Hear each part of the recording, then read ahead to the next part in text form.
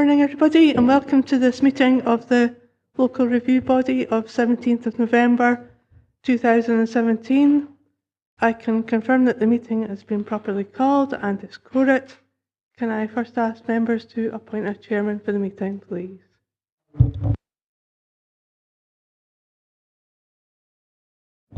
Is Councillor McKee willing to accept the nomination? Okay.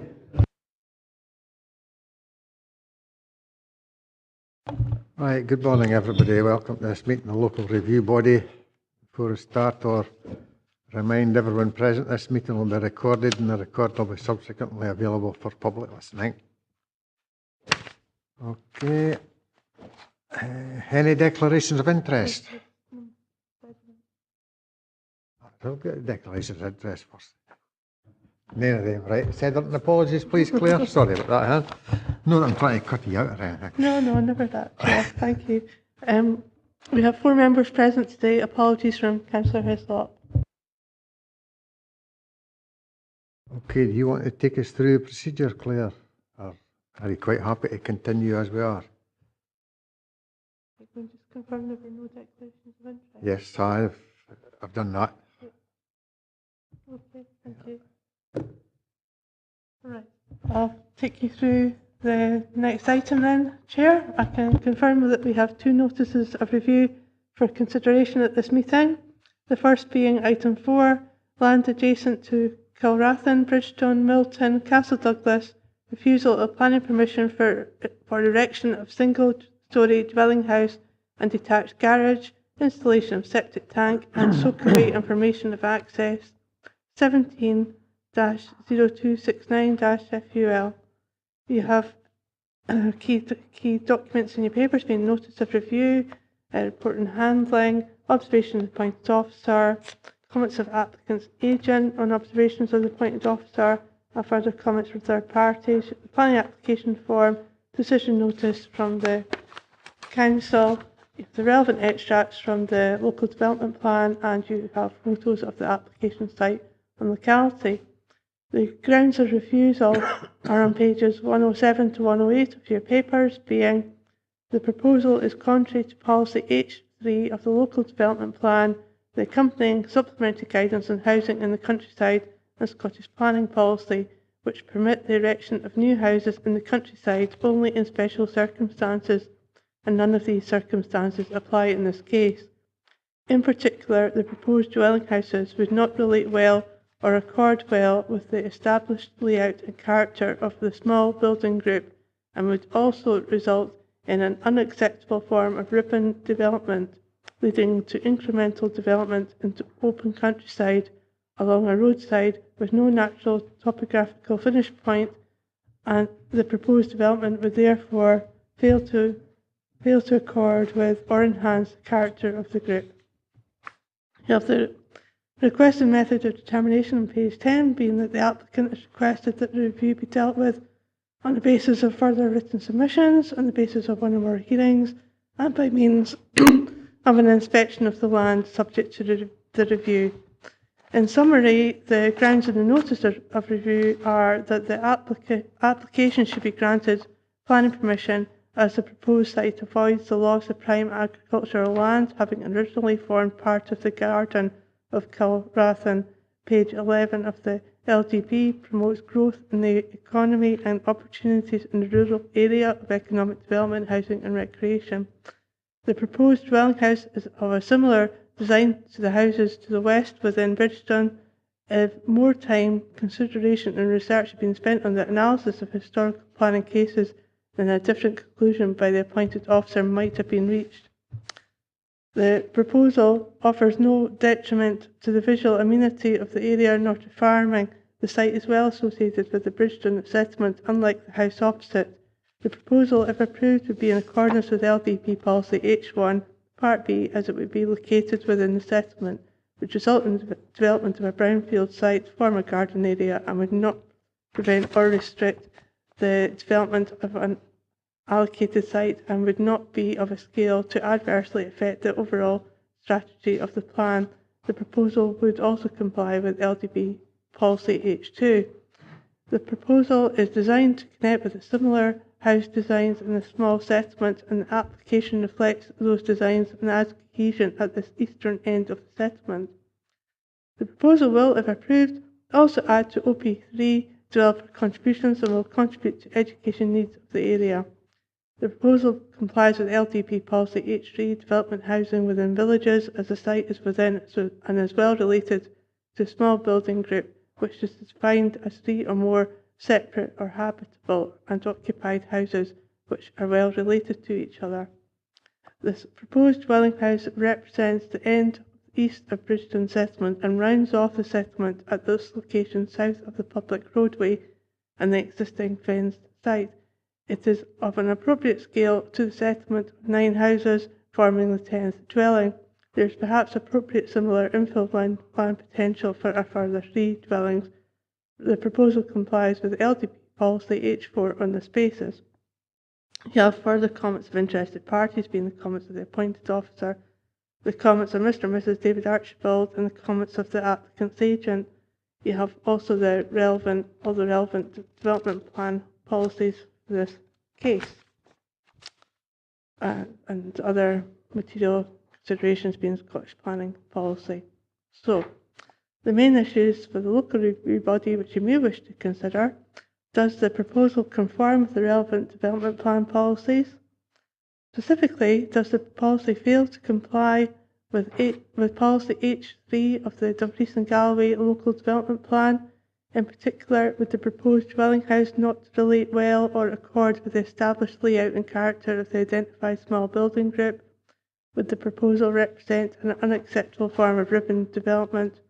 Would the proposed dwelling house result in an unacceptable form of ribbon development and represent incremental development into the open countryside along a road without a natural topographical finish point?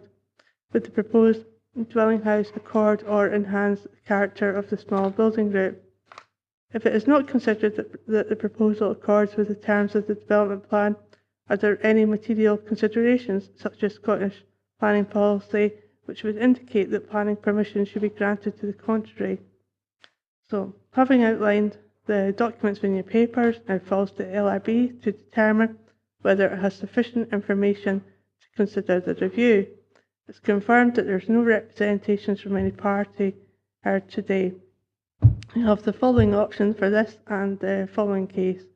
You can decide that you have sufficient information to determine the review today. You can request further information in the form of written representations. To do this, you'd have to state precisely the information you were seeking and who would provide it. You can resolve to hold a hearing, again specifying who would be invited to speak and on what matters. You can resolve to hold a site visit, accompanied or unaccompanied, and it can be done in conjunction with any of the above, but obviously wouldn't allow a decision to be made today. If you resolve you have sufficient information and that no further procedure is required, then the local review body has the full powers to uphold, reverse, or vary a determination. The decision notice would include a statement of the terms which the planning authority has decided the case reviewed.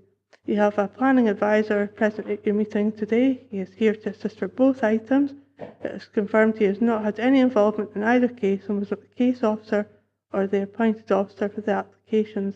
He is purely here to provide independent advice as needed on matters of planning policy, law, or process to the LRB.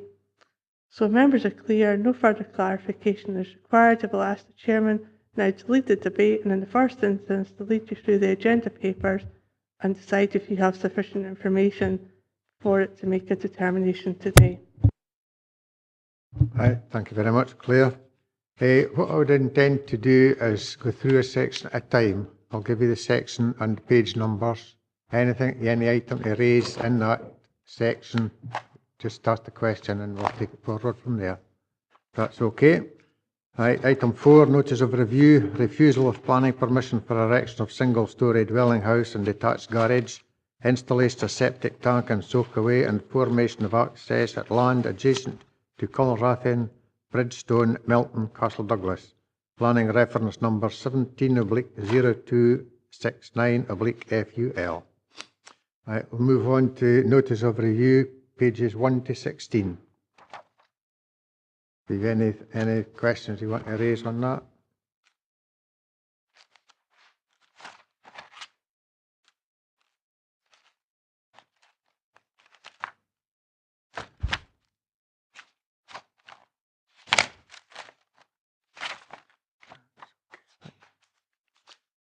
Item 2, report on handling, page 17 to 42.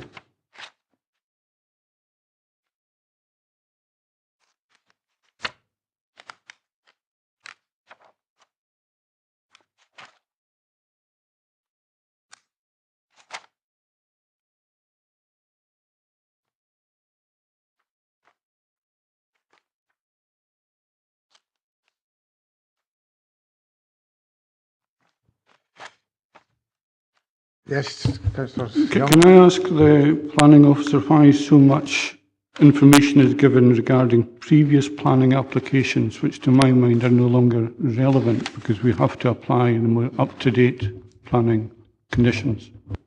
Okay.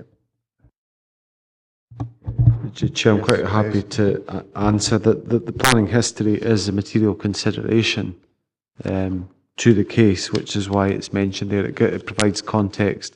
How much actual weight you give to those material considerations is entirely a matter of judgment, so it's up to the local review body how much significance and weight you give to that. I should probably point out at this stage I'm acting as the independent planning advisor today, but you'll note at 1.4, so on page 19 of the papers, there's reference made to 12P234 and 12P235.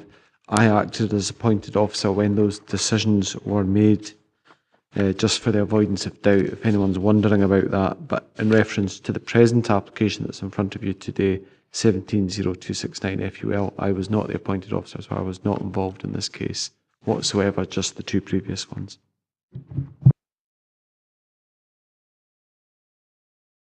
You'll notice on page 28 and onwards, as it went to the reporter, an appeal went to the reporter, and he dismissed it on the basis of what's in there.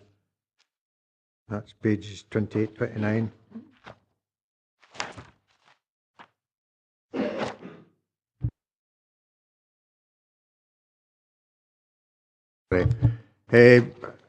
Section 3, observation of appointed officer on the applicant's agent notice of review and further comments, pages 43 to 49.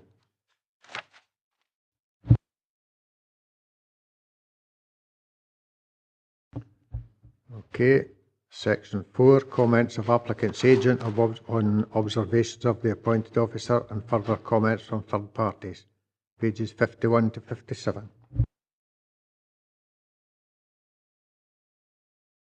Sorry, local development plan and vision, pages 59 to 69.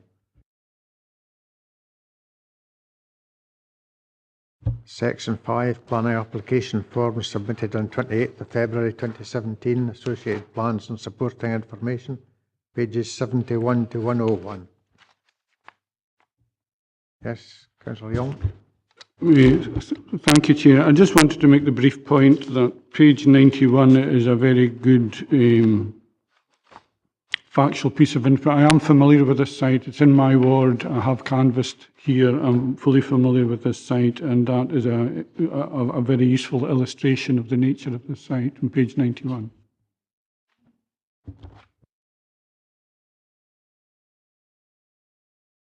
Anybody any questions on that section? No. Item 6. Decision letter from Dumfries and Galloway Council dated 5th of June 2017, pages 103 to 110.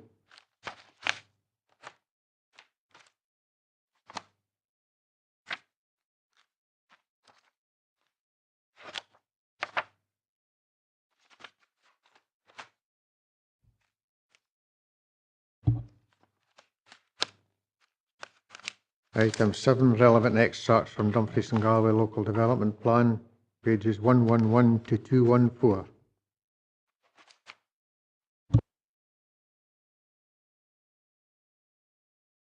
I'll get the officer to take us through the photographs. They're the same as what's in the papers. 215 to 221. Thank you, Robert. Thank you, Chair. It's not normally the case that I've visited sites when they're before the local review body, but I do know this particular location reasonably well, mainly from travelling along the old military road from time to time. So this is a view, it's looking beyond the application site, and it's looking westerly towards Cul Rathain in the distance. You can see the application site just beyond that fence line there. So you can see it there in the middle ground of the slide. The old military road's obviously on the right-hand side of that picture. And you can see works on the gas pipeline. This was taken in summertime, obviously, on the left-hand side. Moving to the next picture, this is just a view from outside the site. It's looking in the opposite direction. So this is looking towards Milton, looking northeast along the old military road, the C1S. And you can see the application site on the right-hand side. This is a view, again, you're looking at 180 degrees from the previous one. It's looking along the military road. So you're looking again on the southwest with the application site on your left-hand side. And you can see the buildings that characterise the grouping on the right-hand side starting to come into focus here. Again, a view to the west, beyond the site, you can see the fence line coming in there on the right-hand side. So this is giving you an idea of the landscape context. Very agricultural, rolling agricultural land at this location. And that's a view moving around 90 degrees to the northeast beyond the application site itself. So again, it's just to try and demonstrate the context of the site.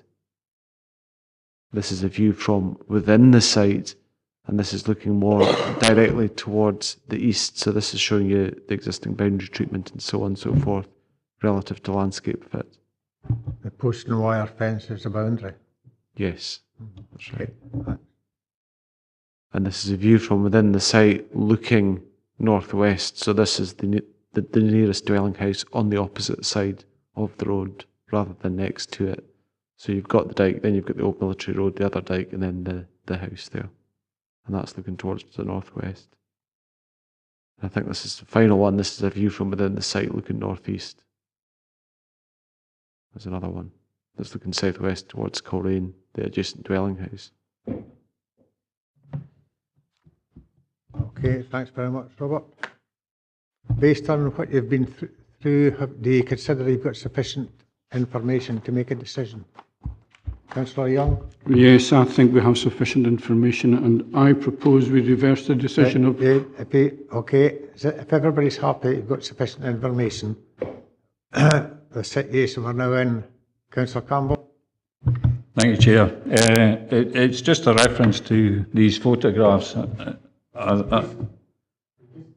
If I can just get agreement that you consider you've got sufficient information, we can then go into discussion on the whole compact. So Okay, Chair. You're quite happy you've got sufficient information? Got sufficient information for me. Thank you. Okay, thank you very much. Right, any items you want to raise?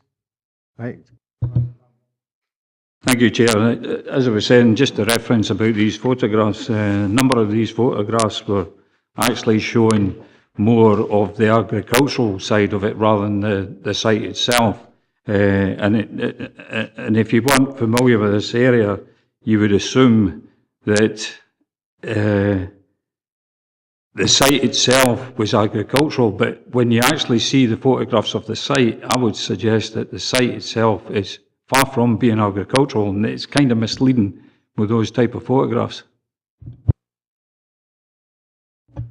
I suppose the argument might be that it could be classed as agricultural land, albeit it's got a post and wire fence round about it. I think it was a garden ground for Cul Rathain. Was that correct, Robert?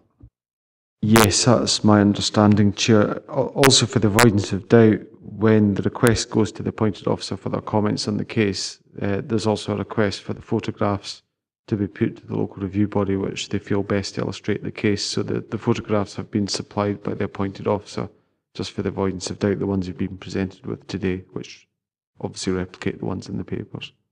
So I'm going on the basis of what I've been given there. Okay, thank you. Anybody else, any comments? Do you consider yourself in a position to make a decision? based on the information we've got in front of us. Okay, Councillor Young. Thank you, Chair. I propose we reverse the planning decision as the information, in my opinion, illustrates this development does comply with H3. I feel it rounds off an existing development and is not ribbon development. Thank you. I think in response to that, I would suggest that you haven't got a definable boundary, what's known as a definable boundary there. You've got the wall to the road, but you've only got a post and wire fence that can be moved at any time. So you only got a defensible, what would be classed as a defensible boundary. So you're continuing with the ribbon development on that side of the road, I would suggest. But Councillor Young? I feel the ribbon has been extended with the house across the road, and if you looked at this site from Google Earth, you would see the garden development and you would see that fence has been there a long time. I think the information suggests it is a very old fence, and I know a wired fence isn't the same as a hedge. It's not as well defined a boundary as, say, a hedge or a wall would be, but it's still a boundary. Anybody else want to comment? Councillor Campbell? Thank you, Chair. Yeah, you already mentioned that that particular piece of land was part of a garden, so surely a garden is definable.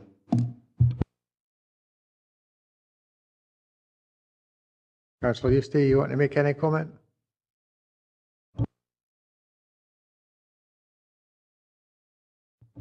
So are you moving that we overturn the decision of the planning officer? I would move that we overturn the decision of the planning officer. I'm quite comfortable with that. Campbell, you want to second that? I would second that, because just looking at this, I'm in total agreement with what John said at this meeting. I think it should be approved.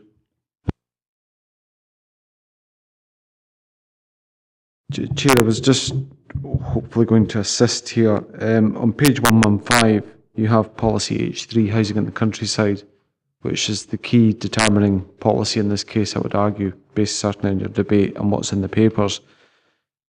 If it's helpful, it says the council will support housing proposals in the countryside where the proposal meets one or more of the following criteria. And the first one says, if it is within or well related to a small building group, which is either identified on list contained in supplementary guidance or is defined as 3 or more separate habitable or occupied houses, which are well related to each other and which create a sense of place. So basically, if what you are saying is you feel it complies with H3, as the proposal is within and or well related to this small building group, I would suggest you might want to say that it's within and well related to this small building group, and take that possibly as your reasoning as to why you feel it complies with policy H3, if that's helpful. Thank you for that, and I'm very happy to take your advice, and perhaps the reversal suggestion should contain that phrase that it's well related to a well-defined building group. Okay, certainly I would be of the opposite view, and I would go with the officer's decision. But Councillor Eustace, you want to make a comment, please? Thank you, Chair. If I'm being honest, I looked this morning at the LDP and supplementary guidance. I couldn't actually find a reason to support this this application, and I am actually minded with yourself. Thank you very much, Mr. Councillor.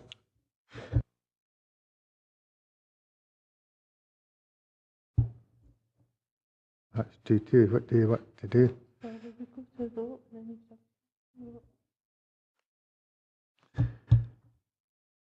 Well, fellow councillors, that's 2-2.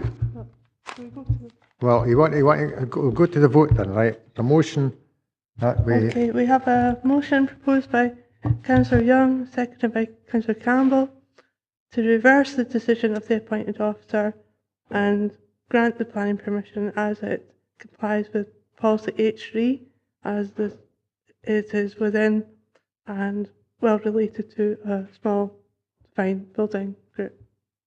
You have an amendment proposed by the Chair, seconded by Councillor Giusti, to uphold the decision of the appointed officer and refuse the permission. So, going to the vote then. Chair. Amendment. Councillor Campbell. Motion. Councillor Giusti. Amendment. Councillor Young. Motion. Okay. There's obviously an equity of votes, 2 votes each. Chair, you have a casting vote. Thanks, you're going to get Councillor Hislop in here. Sorry, but I have to uphold the planning officer's decision and refuse this application.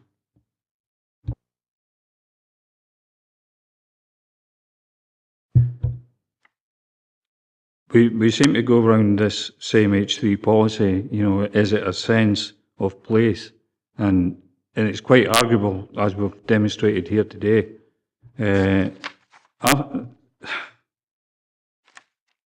mean, obviously there's 2 of us here that decided it was a sense of place, and I'm sure if other members were at this meeting, they would probably agree with that, and vice versa, they may agree with yourself and the officer's report, but we need to try and get some kind of definition of what is going to be a sense of place, because it's rather confusing to councillors like myself. Yeah, there's various restrictions.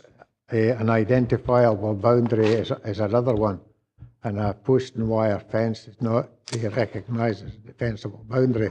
It would need to be a hedge or trees or a wall of some sort to make it a defensible boundary. But would you like to comment on that, Robert, please? The best piece of guidance in that regard is the adopted Local Development Plan Supplementary Guidance on Housing in the Countryside. So that appears in the papers, pages 203 to 200 and, well, it goes beyond that because it's got appendices to it, but 216. And if you look at page 205, it does look at specifically small building groups and looks at that and gives examples and tries to give examples of sites which are considered suitable and sites which are not considered to be suitable. And it does consider sense of place within that guidance as well. Ultimately, it's a judgment call when you're looking at these groups. They're all different in their own way. They've got a different context, a different setting, a different composition. So you ultimately just have to make judgment calls as they come forward. But in terms of the guidance, certainly that is your key document in terms of your adopted policy, the supplementary guidance that's here relative to the small building groups. So that is what the officers would look at when they're determining cases. Thank you, Chair. I'm uncomfortable with the decision we've reached. And on page 206, which just the following page from which just a minute, Councillor Young, the decision has been made. I know the decision has been made. I'm just agreeing to. I'm speaking in support of Councillor Campbell that really we need better clarification of what constitutes a small building group, because as I was saying on page 206, the bottom diagram there seems to illustrate the situation we've just discussed with number 3 being ticked. Mm-hmm. Thank you. Okay.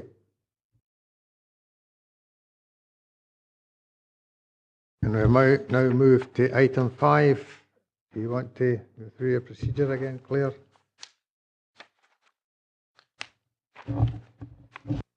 Okay, thank you for the avoidance of doubt for people present. Item 4, the local review body agreed to uphold the decision of the appointed officer and refuse the permission. So, moving on to item 5, Dunscot Cottage, sorry, Old Carlisle Road, Moffat, refusal of planning permission for erection of dwelling house 170714 FUL. Again, you have the standard documents in your papers, being notice of reviews, report of handling, observation of the appointed officer, planning application form and supporting documents, decision notice of the council, the relevant extracts of the LDP and the photos of the application site. The grounds of refusal in this case are the proposal is contrary to policy H3 of the local development plan and accompanying supplementary guidance on housing in the countryside, in that no suitable building group exists in the locality, and therefore the proposed dwelling house would not be within or well related to a small building group. Local development plan policy H3 and national policy as set out in Scottish planning policy permit the erection of new houses in the countryside only in special circumstances identified in development plans, and none of these circumstances apply in this case. You have the requested method of determination on page 232, being that the applicant has requested that the review be dealt with on the basis of an assessment of the review documents only, with no further procedure. The grounds stated in notice of review are in summary. In this instance, the building group is defined by a sense of place which is greater than the measure of distance only. The area is characterised by a number of properties in close association with employment use, resulting in an area which demonstrates a clear sense of place. The nearby dwellings are visually linked, and it is considered that they demonstrate a sense of place which can be considered a group of dwellings which function and act as a neighbourhood.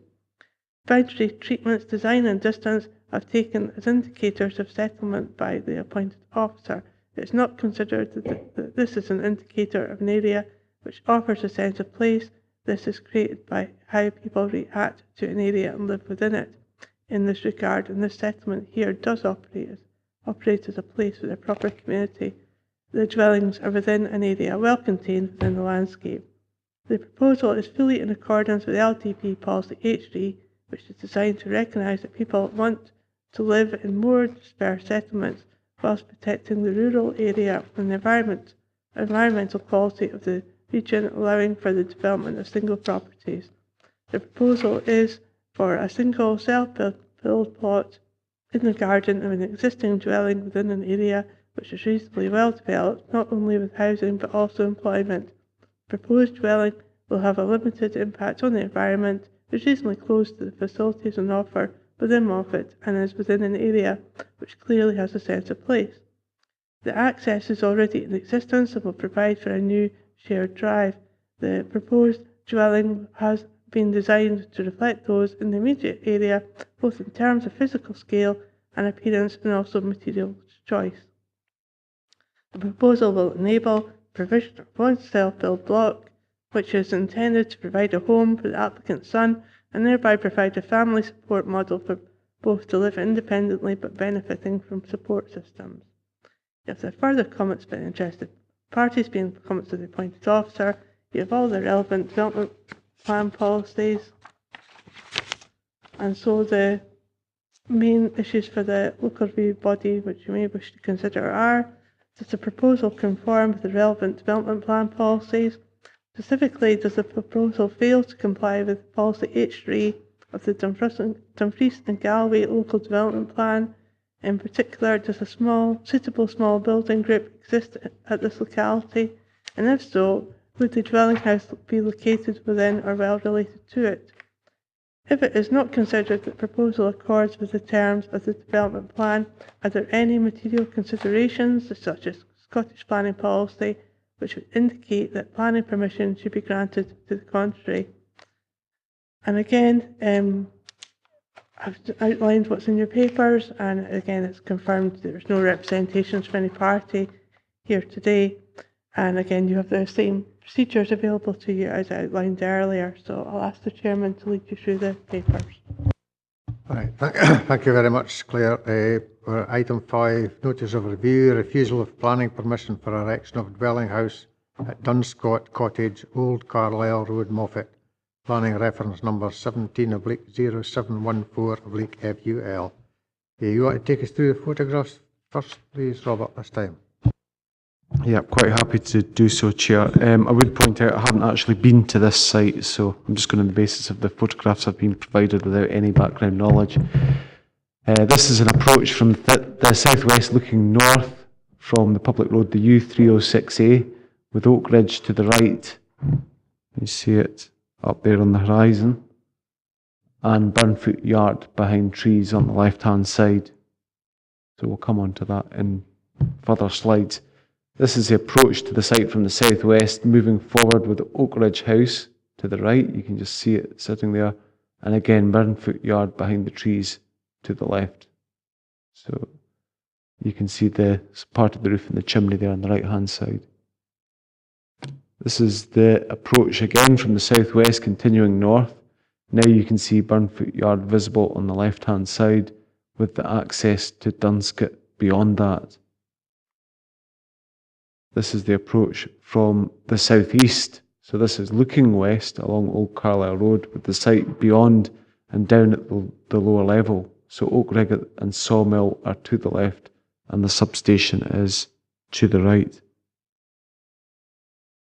This is again the approach from the southeast, moving forward with the site beyond and down at the lower level. The sawmill to the left, substation to the right.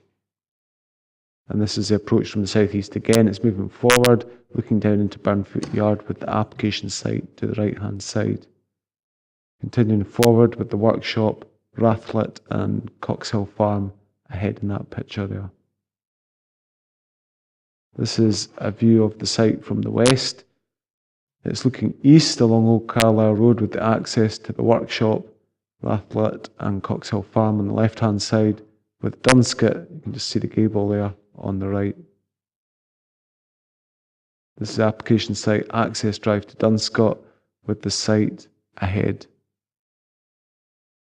And this is the application site. This is within the site, looking along the proposed shared driveway with the site of the proposed house to the left. This is the application site panning left to the site of the proposed dwelling house. So it was to the left of that previous image, brings you to that one.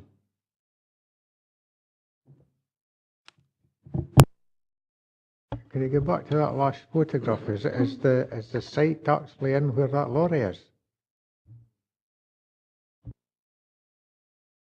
I'll just have a quick look at the plans and information, Chair, just for a quick second.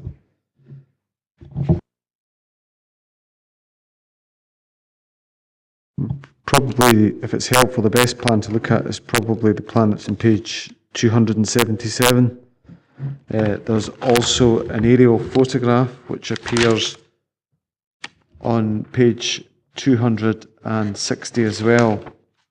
So if you look at the location plan in combination with the aerial photograph, the way I'm reading that is that you have the small buildings there at the moment which would remain, and the actual dwelling house would be to the left-hand side of those small buildings, so slightly to the left of where that lorry is in the picture, is my reading of it.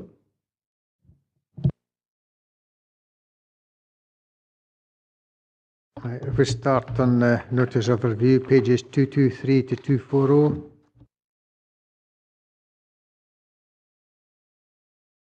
Section 2, report on handling, pages 241 to 256. If you look at paragraph 4.4 on page 245, considering the boundary treatment, the dwellings are not well related to each other, nor do they create a sense of place. That's per the officer's report.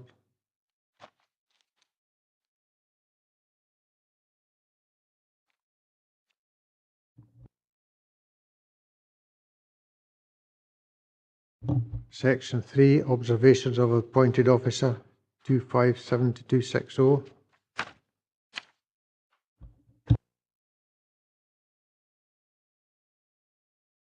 Section 4, planning application form submitted on 28th of February 2017, associated plans and supporting information.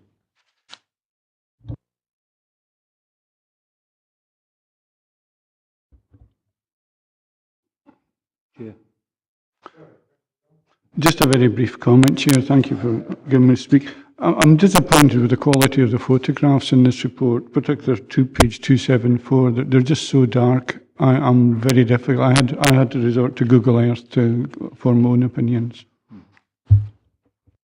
Unfortunately, that's something that appears to happen quite often in these kind of papers. Robert, you want to comment on that?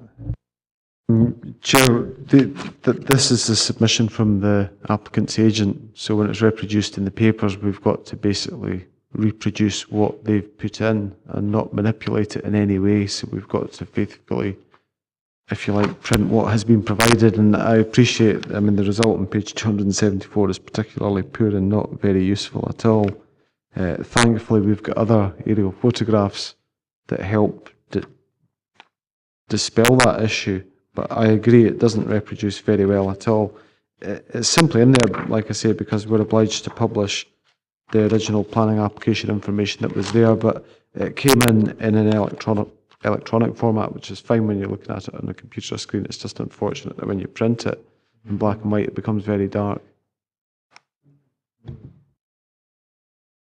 It's maybe something we need to get our technical people to have a look at. I quite agree with you. It's a waste of time putting them in when they come out like that.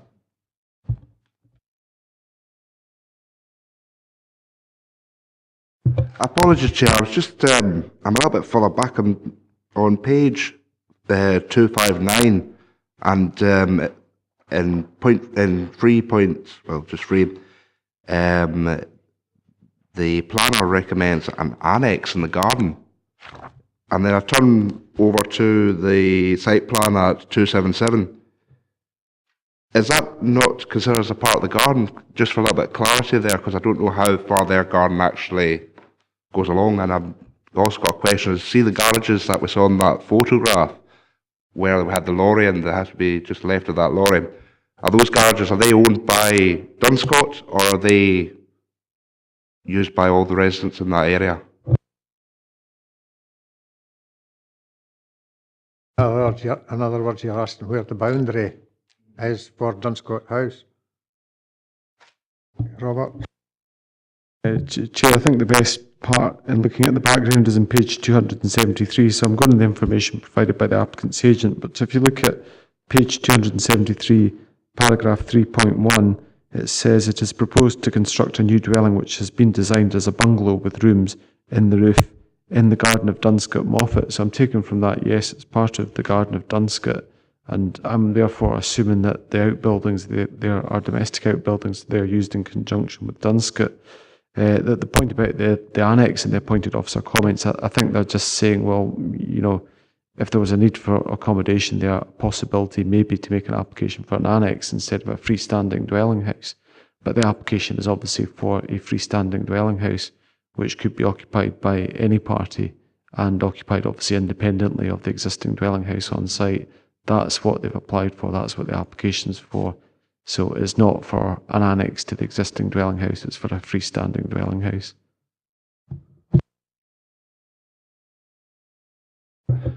Because I'm just referring back to last week's plan committee where we had in Beeswing, we had an annex which was basically just a dwelling house. Well, it appeared to be a dwelling house, just right next to the home. So my question is, what's the difference between a residential annex and a residential dwelling house? A freestanding annex, a freestanding dwelling house. Probably a better way to put that, actually. Essentially, it's to do with the functionality of the unit. The residential annex is not occupied independently of the main dwelling house. It's an annex to the accommodation that's provided within the dwelling house. So it's occupied in association with the dwelling house. When you're looking at an application for a separate dwelling house, it is what it says it is. It's an entirely separate dwelling house. It can be occupied independently, separately. It functions separately. It's capable of supporting a household in its own right that can live there, and the tenure then doesn't matter. With the residential annex, it's a bit like, if I'm probably going to use a bad analogy here, but if you imagine a garage in your garden and you use it for purposes ancillary to your dwelling house, it's akin to a residential annex. However, if you've got the garage in your garden area and it's been used by another party completely independently of whatever you may be doing in your house, then it's more akin to having a separate planning use such as a dwelling house. So it's quite subtle, but ultimately it comes down to how it's used. And a residential annex is used in conjunction and in association with the dwelling house for purposes ancillary to that dwelling house. So it's supplementary accommodation to the dwelling house, even if it's detached from it. I don't know if that explanation helps. Okay. You couldn't sell it in the open market as a dwelling house, put it that way. You would have to sell the residential annex in association with the dwelling house, and there would be an occupancy limitation if planning permission was granted for a residential annex. So the two are inextricably tied. The dwelling house and the annex form part of the one planning unit, whereas if you're looking at a separate dwelling house in the garden of an existing dwelling house and that was granted permission, they're clearly two separate independent planning units that could be sold and occupied independently of each other. That's maybe a better definition. I think when you look at paragraph B on page 259, they're looking to allow the applicant son to get onto the housing ladder. So, and if it's what, three bedroom, so they'd be looking to him to sell that house on and get money to go into another house. That would appear to be it. That's Councillor Young, you want to comment? My original question was the question Councillor Giusti asked, but just to take a wee bit further, so if the planning permission was given for an annex and then 5 years later the owners wanted to sell the annex, they would need to come back and request change of use from the planning department? That's correct. They would be applying for change of use from a residential annex to form a dwelling house. So it's then a freestanding planning unit as a dwelling house in its own right. So the end product of that, if it was successful, would be two separate dwelling houses rather than a dwelling house and an associated annex, yes. That's correct. Thank you, Chair. Just like the previous application, this is part of a garden, and looking at some of those photographs, there was clearly fencing round about the back of where this particular building is going to be put. And we just discussed that previously, that it had to be hedges of trees or some kind of wall. Why is this any different? Well, given that it's considered to be an annex to the existing house, it's linked to the existing house, it's not a separate house. So on that basis, it might be appropriate for it to get in the garden. I'll ask Robert to respond to that. Chair, just to clarify, we're looking at an application for a separate dwelling house.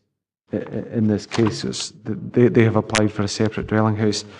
What I'm reading is with the case at Bridgestone, when we're looking at the guidance again, and it's again the same guidance, it's the same issue, it's a small building group. So in terms of policy H3, you're asking yourself, does it comply with the kind of character and pattern of that group? Does it relate well to that group? So, you know, effectively it's the same issue in an entirely different context. Now there is the supplementary guidance on that which we touched on previously.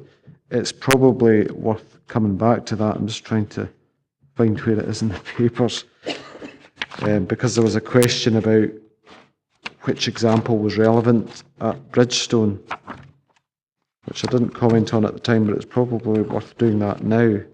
Yeah, sorry, it's on page 206 that gives you the various examples, and then at the bottom right hand side of that page on 206, it's got acceptable and unacceptable ribbon development. Now this is again, it's looking at the previous case, but my take on that, looking at the appointed officer's reasoning, was you were actually looking at a number 1 type example, in the sense that there weren't considered to be any natural boundaries or stop to contain the site.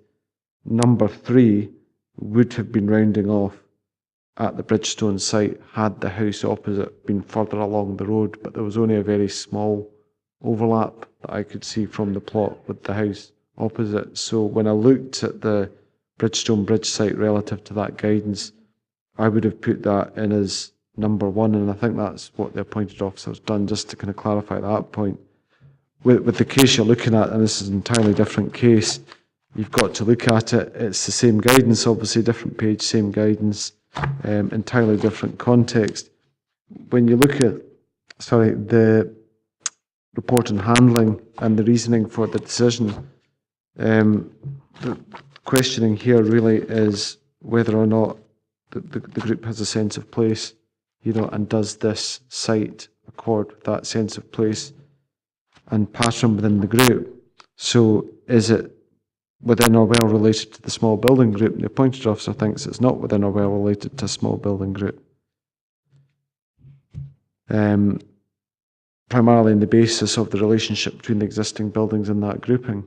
And it's a judgment call ultimately. You know, when you're looking at this on a map basis, it looks fairly clustered. But from the photographs, there's not really much of a sense of place, you know, from what the appointed officer is saying to justify their decision. When you're actually out looking at the site, it seems to lack that sense of place and cohesion that would make it an eligible small building group, but it is a judgment call. But again, circumstances here are quite different to Bridgestone Bridge. Bridgestone Bridge was a defined small building group in terms of the policy, no doubt about that. The question here is, you know, does this grouping contain the characteristics of a small building group? And then if you feel that's the case, you know, is this a suitable site in terms of that small building group? I don't know if that helps, Chair. Yeah, I can take it that from that picture, that stuff would be moved away and the house would be put in there, and the commercial usage or whatever it is that's going on there would be removed, I would assume. Thank you, Chair. I'd just like to make a small comment, because as the planning officer has said, it is so often in these cases a judgment call. The one we have most difficulty with is a small building group, and I would like to point out that the title is a small building group. It's not a small group of houses, it's not a small housing group. So I would say the commercial properties form part of that grouping of buildings and should be taken into consideration as part of this small building group.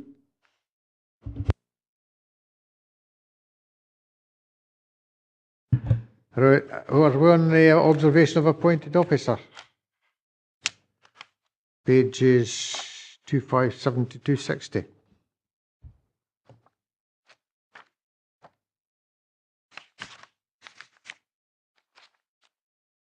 Any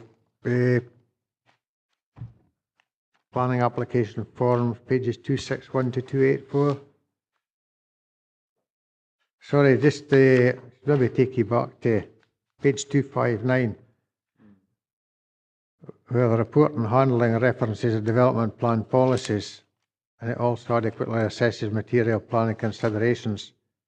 Specific point made in applicant's statement are the dwellings are visually linked and demonstrate a sense of place with the community of neighbours, and approval would allow the applicant's son to get onto the housing ladder. I don't know whether we should be saying, right, you can have a house for your son and you can sell it on, if that's appropriate or not. I'll move on to planning. You want to comment on that, Robert? Technically, it's probably not material in terms of a consideration, but then they go on to say the proposal would have limited environmental impacts and would be close to the facilities within Moffat, which is obviously material to your thinking.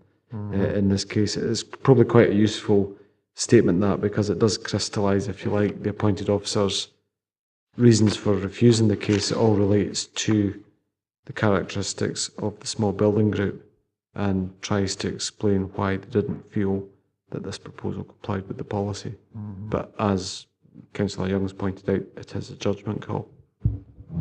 Chair. Yes, Councillor Young. Thank you, Chair. I'll just make the point that on that page 259, the team leader local application does seem to positively suggest that an annex would be acceptable. Now, if that annex was granted permission and was built, to a casual observer, that group of buildings would appear no different to its appearance if it was a separate domestic property. There would be absolutely no visual difference between an annex being in that garden or a domestic house being in that garden. Yeah, I think the officer earlier on clarified the differences with an annex, though, is that it would be associated with that house and couldn't be sold separately. Okay, Robert, you want to come in? Sorry, sir. Chair, that's a good point. The only thing I can't take from those comments are whether or not a replica application, if you like, but as an annex instead of this would be acceptable or not, because we're dealing in hypotheticals, or whether or not the team leader would be looking for something different and closer to the existing house. I just don't know the answer to that question.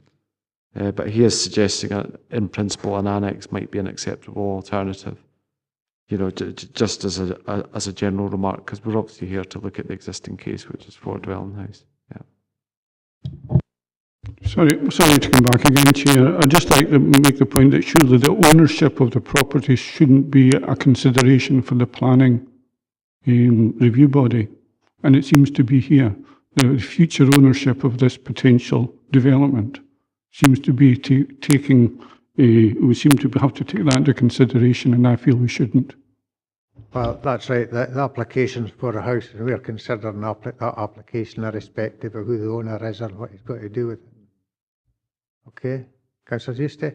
Chair, I'm just looking back to the housing group and thinking to myself, to the rear of this property, well, to the rear of this application, you've got a burn. Would that be considered as a naturally contained site? Because it's got a commercial property at one side, a burn at the rear, and residential properties to the front and to the, is that north? Oh, so I'm just still looking at the 277 and at the supplementary guidance.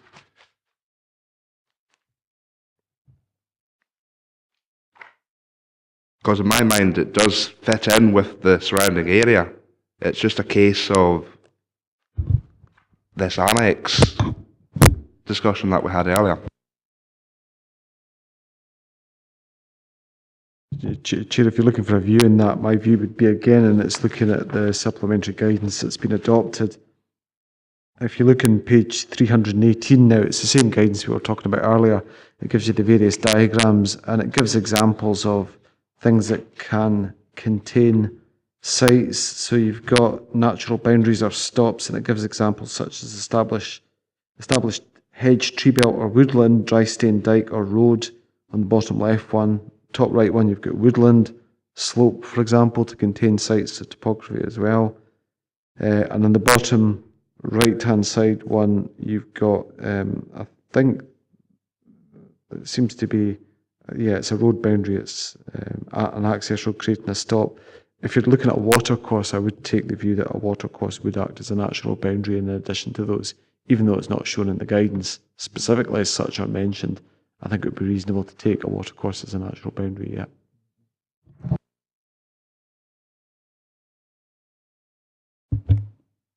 I would just go back to page 277, and in the top left-hand corner of that, it gives a bird's eye view of what I consider to be a small building group with the property in question shaded and darkened in that small illustration.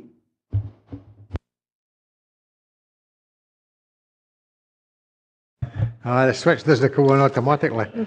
Decision letter, page 285 to 292.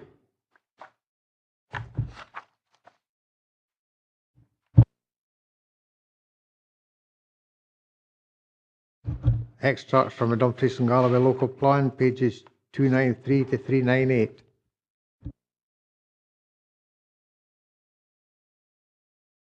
Just saying that we'll need to get a drone to take aerial photographs of a site and let us see exactly what the layout is. I know I'll be one bloke that's got one. No, it doesn't work in here, unfortunately. Anybody, any comments? Councillor Eustace? Just a curiosity, Chair, because it's such big papers, I've not had a chance to, well, I've had a chance to read them and get the relevant material stuff, but I've just passed the developer contribution to the local schools. Would this development contribute to local schools at all? Chair, there's no requirement because it's just a single dwelling house, so the policy doesn't apply. Okay, gentlemen, do you consider that you've got sufficient information to be able to make a decision? Can you switch your mic? Switch your microphones on. Yes, Chair, I personally do. I agree. Yes, Chair. Okay, thank you for that.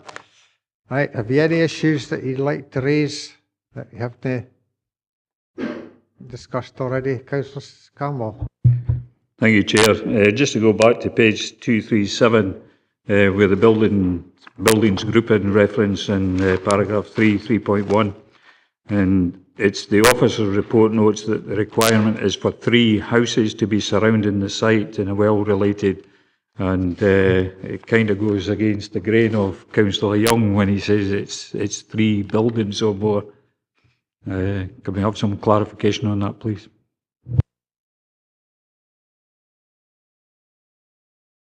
Looking at the officer's report, you're looking at page 245. So when it's looking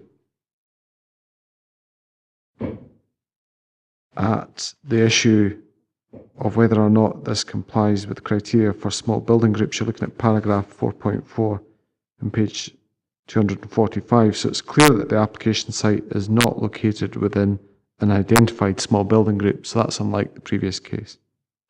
So therefore it must be established that there are 3 existing dwellings surrounding the site that are well related to each other and create a sense of place, thereby identifying the area as a new small building group.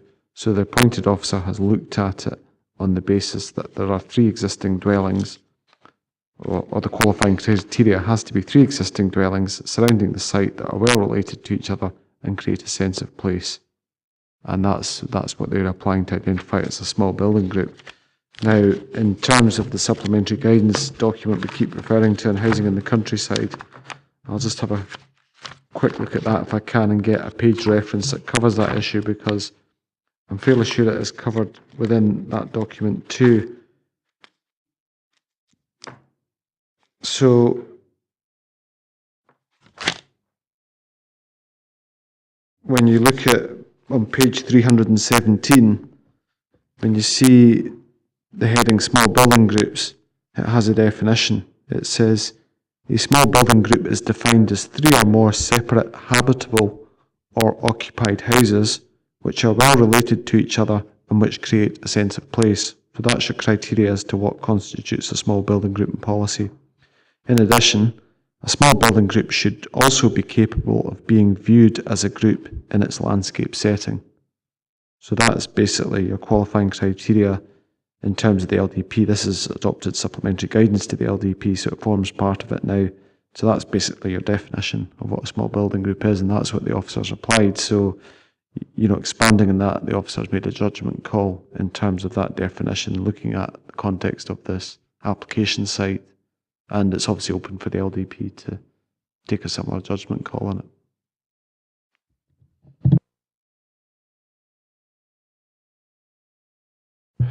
Chair, I'm quite satisfied and I have quite a deep sympathy with the fact that we're trying to get young people onto the housing market. However, that's not material consideration, but I'll come on to the material part now. I'm quite satisfied that this should really go through, because we do have a watercourse at the rear.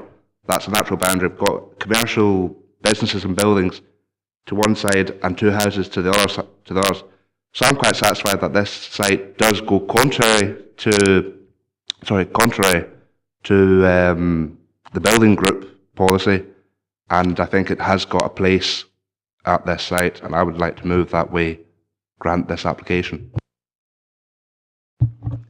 I can see where you're coming from. My concerns would be that between the proposed house and Dunscot, there will be sufficient space in there for another house, and probably across, say, Burnfoot might be the same, and you're opening the door to further development. That would be my concern about it at the present moment. Councillor Young.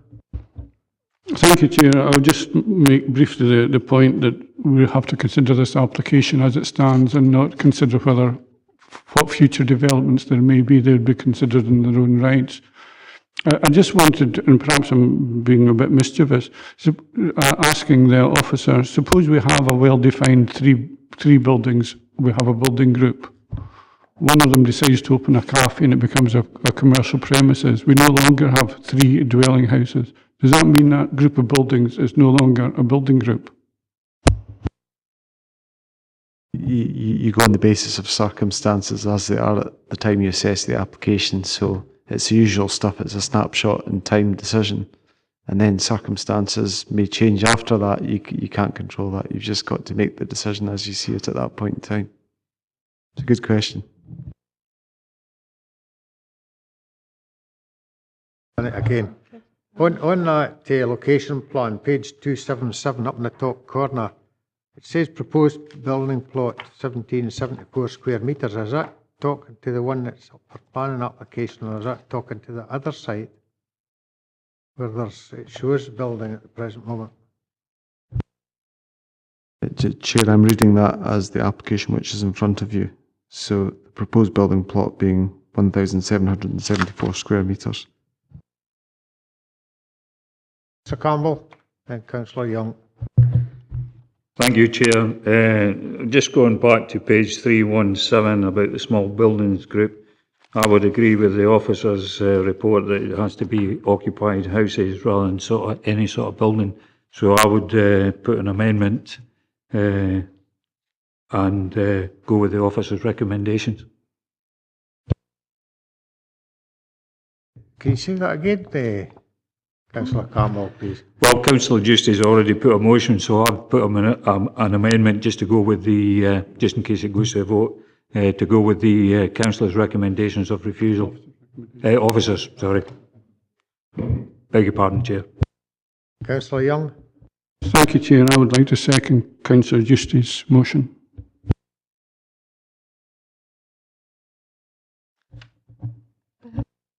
I've got a motion to reverse the decision of the appointed officer and grant planning permission on the basis that it's the exception to policy, given that the boundaries and that are there with the barn, and that there is a sense of place with the surrounding buildings.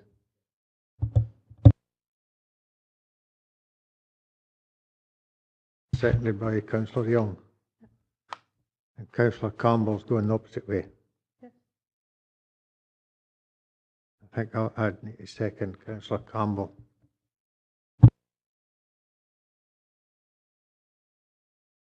Ready to go to the vote, or have you, anybody else any comments to make? No. Right, go to the vote. Claire, please. Thank you. Well, I've just stated the terms of the motion proposed by Councillor Justice, seconded by Councillor Young, to basically reverse the decision of the appointed officer and grant planning permission as an exception to policy on the basis of the boundaries that are there on the site, and that there is a sense of place. The amendment proposed by Councillor Campbell, seconded by the Chair, to uphold the decision of the appointed officer and refuse planning permission. Okay, thank you. So we're going to the vote. Chair. Amendment. Councillor Campbell. Amendment. Councillor Justice. Motion. Councillor Young. And, equity of votes, 2 votes each. Chair, would you like to use your casting vote? Go with amendment, please. Okay, amendment carried. The decision of the appointed officer upheld and planning permission refused. Split views all the time, but no, that's the name of the game. Just unfortunate that we had an even number of members. If 5 had been here, it would have been a lot different, a lot easier. But thanks very much for your cooperation, gents. And I recognise, I don't know whether you've been to the LRBs before, but it's quite a steep learning curve with the LRBs. Thank you very much, though. Sorry, Robert. Thank you. I'll put my microphone on, you see.